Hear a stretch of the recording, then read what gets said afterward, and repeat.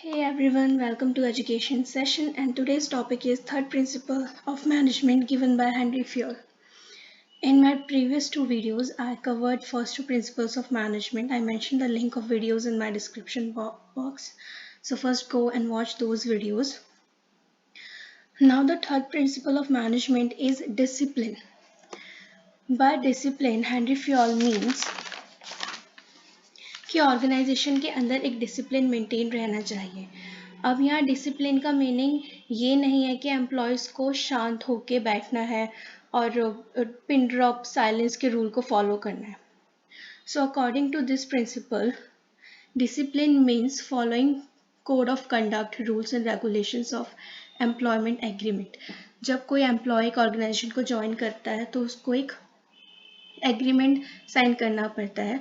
उस एग्रीमेंट के अंदर ऑर्गेनाइजेशन के कोड ऑफ कंडक्ट होता है, उसके रूल्स होते हैं और रेगुलेशंस होते हैं जिनको एम्प्लॉय को फॉलो करना ही होता है। अगर वो उसको फॉलो नहीं करता तो उसके ऊपर पेनल्टीज लगाई जाती हैं ऑब्वियसली।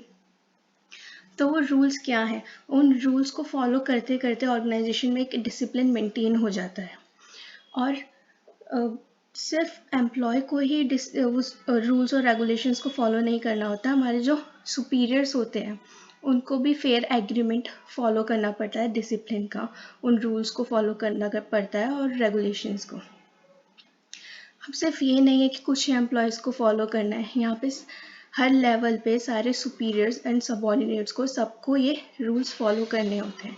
डिसिप्लिन का मतलब ये नहीं है यहाँ पे कि सिर्फ तुम शांत होकर बैठ जाओ या फिर बस अपना अपना काम करो। डिसिप्लिन का मतलब है कि एम्प्लॉय की परफॉर्मेंस में भी एक डिसिप्लिन होना चाहिए, है ना। ये नहीं होना चाहिए कि उसके परफॉर्मेंस में एक सेटबैक आ रहा है या फिर प्रोडक्टिविटी बिल्कुल गिरती जा रही है, ऐसा नहीं होना चाहिए।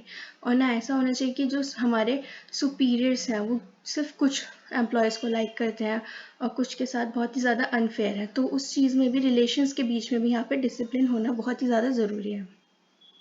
और जब किसी पे पेनल्टी लगती है तो उसका जुडिशियस एप्लीकेशन होना बहुत ही ज़्यादा ज़रूरी है।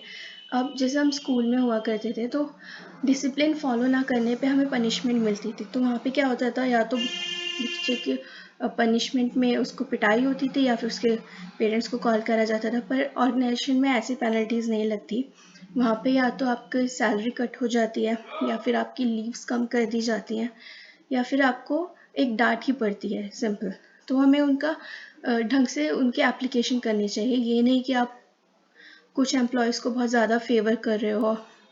बाइसनेस नहीं होनी चाहिए ऑर्गेनाइजेशन में। एक डिसिप्लिन रहना चाहिए कि सब लोग जो हैं बराबर हैं, सबके लिए पेनल्टीज़ सेम हैं, सबके रूल्स सेम हैं, सबके रेगुलेशन सेम हैं और सबको उन्हें फॉलो करना है एक ऑर्गेनाइजेशन में डिसिप्लिन मेंटेन करने के लिए।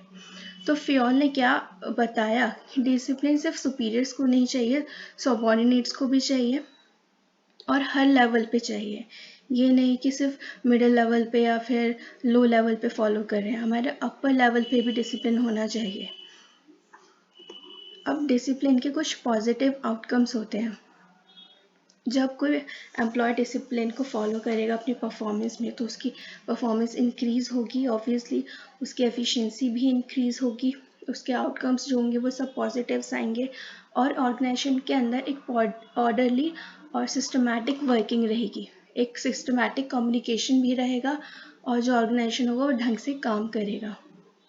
ऐसे नहीं कि एक कियोस मेंटेन हो गया, फिर शोर शराबा हो रहा है ऑर्गेनाइजेशन में, कोई भी, किसी को नहीं पता कि कहाँ पे कम्युनिकेशन करना है, किसके साथ रिपोर्टिंग करनी है, किसके पास क्या अथॉरिटी है, किसके पास क्या रिस्पॉन्सिबिलिटी है। ऐसा नहीं होना चाहिए। एक ऑर्डरली और सिस्टमैटिक वे से ऑर्गेनाइजेशन के अंदर काम करने के लिए हमें डिसिप्लिन की बहुत ज़्यादा ज़रूरत होती है। तो जब भी हम अपने ऑर्गेनाइजेशन में डिसिप्लिन प्रिंसिपल को इम्प्लीमेंट करते हैं तो ये पॉजिटिव आउटकम्स हमें मिलते ही हैं। Stay tuned for the next video. Thank you.